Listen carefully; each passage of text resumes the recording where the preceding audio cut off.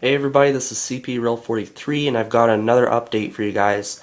So, just been a while since I've last done an update. The last update I did back in Calgary with those, just updating you guys on what details I got for my GP38 and GP9. So I'm just going to show you what I've done to them. Mostly all the details are put on, and just want to go over that with you guys.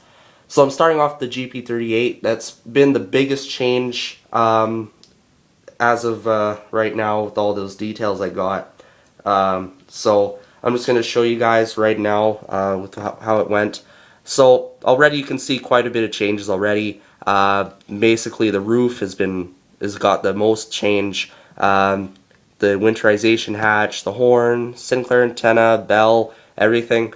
And then I also have the class lights in there. Again, those are rear class lights by Miniatures by Eric, and I said I'd fit them into the front, and they turned out really well. I was pretty nervous with the starting out to install those class lights, but it all went smoothly and went exactly how I wanted. So just have to kind of put some more extra paint onto the top there just to kind of clear that top look away, but that's where you can see them there, and looks really good. So then the GP50 winterization hatch, and it looks really good on here considering it wasn't really meant for a GP38, but it's the closest thing to the GP38 hatch, and I like how it looks. The nice thing about these, this is the Details West, is that it's got a little step on the bottom of the hatch where it allows you to slide it until it hits the plate that's been welded, that's more of a welded on plate that houses the fans, and you just slide on and it'll stop right where that edge of that plate is, and then all I have to do is just slide it along the width of the roof to center it and glue it on. So it was fairly easy to do that, and it has adds really good, nice detail to it. And then there's this horn. Again, this is a CN horn. It's only temporary until I get the horn that's on back order at Walters that I ordered like way back in November. So just temporary, and that I don't have to keep anticipating a wait for that horn. I know Walters does whatever they can, and the hobby shop owner, to get the parts in and stuff. So I give them credit. So just gonna wait. That's all what ordering's about. And that turned out well. And then on to the GP9 here. So I had to change its number board because I got that Miniatures by Eric one.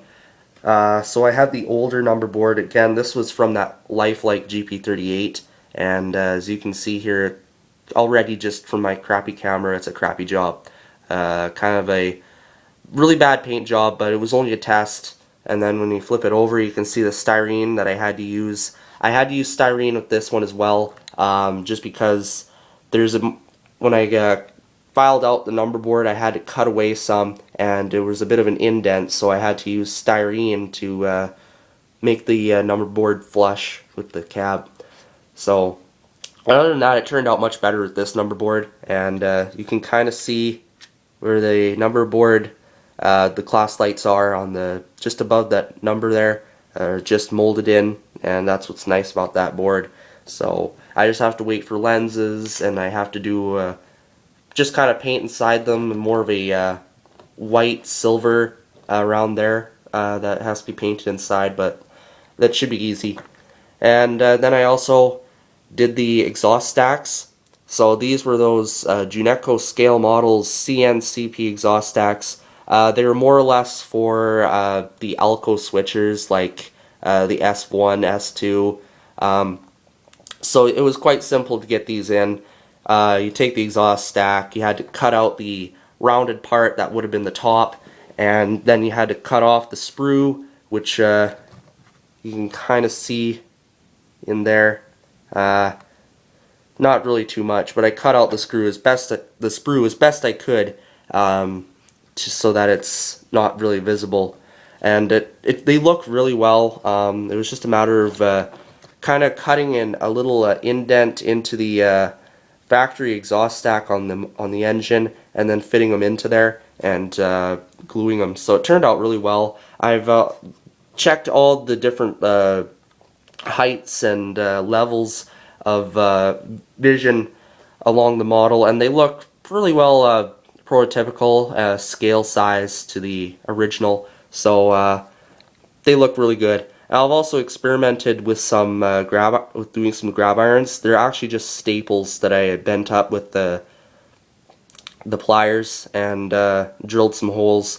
It didn't turn out too well, actually. Like, I mean, you can kind of see a hole sticking out right here, and they're all different sizes. Like, I mean, the one right here is way bigger than the one on the bottom. So just an experiment that I'm trying out, and hopefully I can kind of excel on that a bit more, and I don't have to go and buy grab irons, and I can just do them myself. So just an experiment I tried out with the unit, and out of all others. Now I also have to wait for and probably get some more incandescent bulbs for this unit, because I have another burnt out light, so I've only got one light on the front and one light on the back. I haven't gotten to just changing the lights right to the front, but anyways, that's what has happened so far, and see what happens in the future. I'll try and get more videos out to you. As like I say, I can only get as much out to you as I can, and just with the school year around and stuff. So that's basically it. Not much else to say. The detailing turned out well, and quite happy with how it went. So until my next video, this is CPRO43, and good luck.